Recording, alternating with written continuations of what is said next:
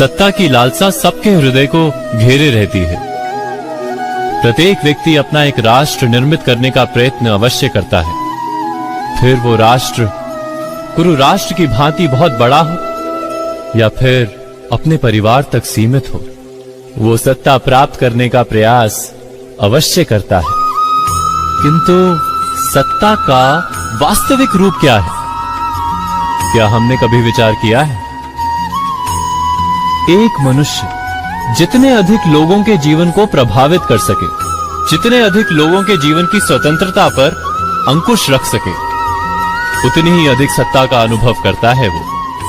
सत्ता का वास्तविक रूप ही है अन्य के जीवन पर स्वयं का प्रभाव।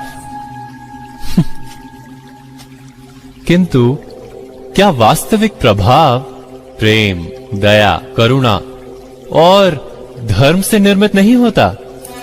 जब भी मनुष्य कठोरता और अधर्म से सत्ता प्राप्त करने का प्रयत्न करता है, तब वो दूसरों के हृदय में विरोध अथवा विद्रोह को जन्म देता है। और परिणाम कुछ इस प्रकार।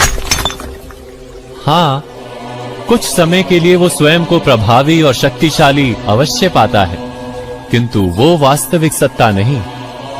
यही कारण है कि भृगु और वशिष्ठ जैसे ऋषियों की आज भी पूजा की जाती है, रावण और हिरण्यकशिपु की नहीं। इस पर तो आप विचार अवश्य करें। सत्य कहा ना?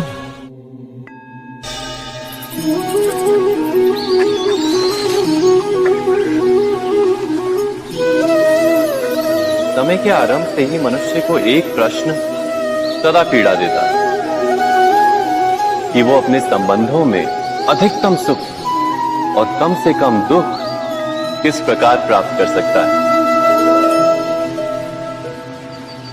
क्या आपके सारे संबंधों ने आपको संपूर्ण संतोष दिया है? विचार कीजिए। हमारा जीवन संबंधों पर आधारित है, हमारी सुरक्षा संबंधों पर आधारित है। इसी कारण हमारे जीवन के सारे सुखों का आधार भी संबंध है। किंतु फिर भी हमें संबंधों में ही अधिकतर दुख क्यों प्राप्त होते हैं?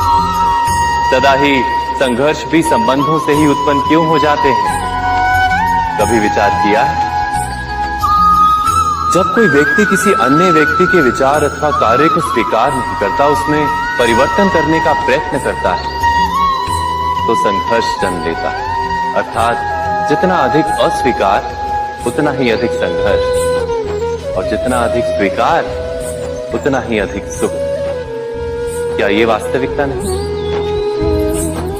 यदि मनुष्य स्वयं अपनी अपेक्षाओं पर अंकुश रखे, अपने विचारों को परखे, किसी अन्य व्यक्ति में परिवर्तन करने का प्रयत्न ना कर स्वयं अपने भीतर परिवर्तन करने का प्रयास करे, तो क्या संबंधों में संतोष प्राप्त करना इतना कठिन? अर्थात क्या स्वीकार ही संबंध का वास्तविक अर्थ नहीं? स्वयं विचार कीजिए। दो व्यक्ति जब निकट आते हैं तो एक दूसरे के लिए सीमाएं और मर्यादाएं निर्मित करने का प्रयत्न अवश्य करते हैं। हम यदि सारे संबंधों पर विचार करें तो देखेंगे कि इन सारे संबंधों का आधार यही सीमाएं हैं जो हम दूसरों के लिए निर्मित करते हैं। और यदि अनजाने में भी कोई अन्य व्यक्ति इन सीमाओं को तोड़ता है तो उसी क्षण हमारा हृदय क्रोध से भर जाता है।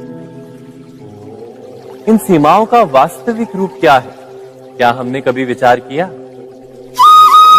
सीमाओं के द्वारा हम दूसरे व्यक्ति को निर्णय करने की अनुमति नहीं देते, अपना निर्णय उस व्यक्ति पर थोपते, अर्थात किसी की स्वतंत्रता का अस्वीकार करते हैं।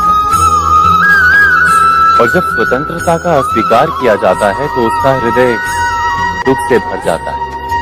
और जब वो सीमाओं को तोड़ता है तो हमारा हृदय क्रोध से भर जाता है। क्या ऐसा नहीं होता?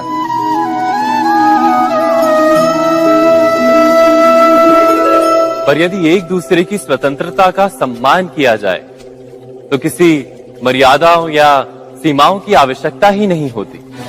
अर्थात जिस प्रकार स्वीकार किसी संबंध का देह है, क्या वैसे ही स्वतंत्रता किसी संबंध की आत्मा नहीं? स्वयं विचार कीजिए।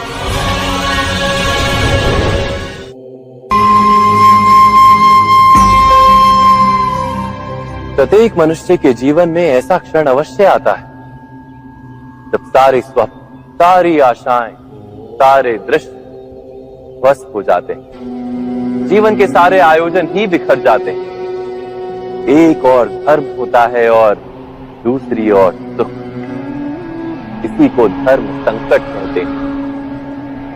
जब धर्म का वहन ही संकट हो और धर्म का त्याग ही सुख हो।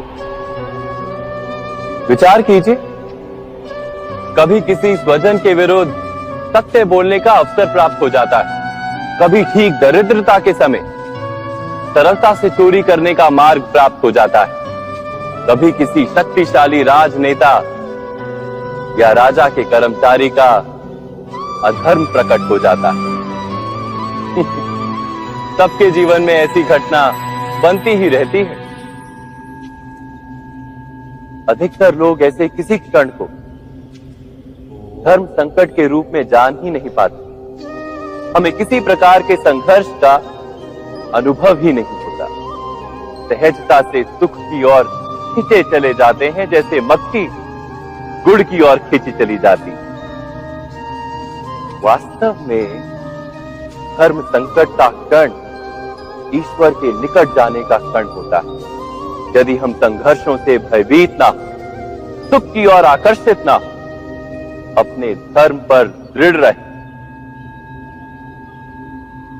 तो ईश्वर का साक्षात्कार दूर नहीं।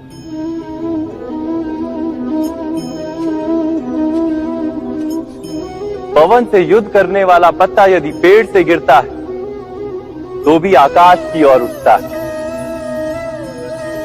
पवन से झुकने वाली घास वहीं भूमि पर रह जाती है। अर्थात धर्म संकट से यदि हम संकट को ही टाल दें तो सुख तो मिलता है, जीवन बढ़ता है, किंतु क्या चरित्र नहीं टूटता? क्या आत्मा दरिद्र नहीं हो जाती? क्या ईश्वर से अंतर नहीं हो जाता?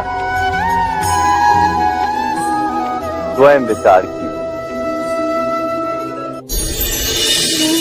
जब भी किसी की आशा और इच्छा भंग होती है तो उसका हृदय क्रोध से भर जाता है। जिस व्यक्ति को वो अपना अपराधी समझता है उसे दंड देने का प्रयत्न करता है।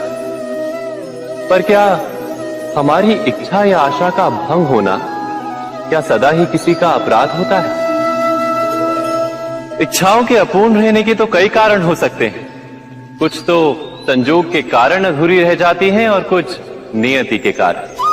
और कभी कभी इच्छाओं का स्वरूप ही ऐसा होता है कि वो पूर्ण नहीं हो पाती। बिना परिस्थिति पर विचार किए किसी को अपराधी मान लेना न्याय नहीं, प्रतिशोध है।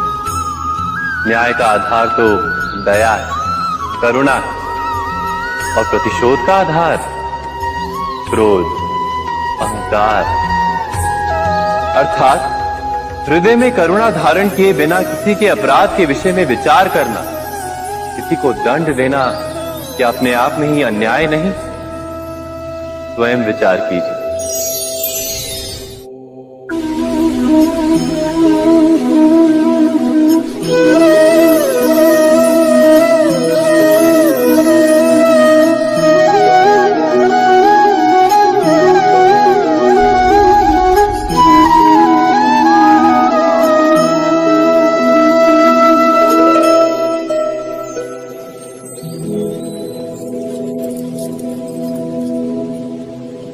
भविष्य के आधार पर सब आज का निर्णय लेना चाहते हैं। भविष्य में सुख मिले, भविष्य सुरक्षित हो, ऐसे निर्णय आज लेने का प्रयत्न रहता है सबका। आप अपने जीवन को देखिए, क्या आपके अधिकतर निर्णय के पीछे भविष्य का विचार नहीं होता? और हो भी क्यों ना, अपने जीवन को सरल और सुखमय बनाने का प्रयत्न करने का अधिकार सबका है।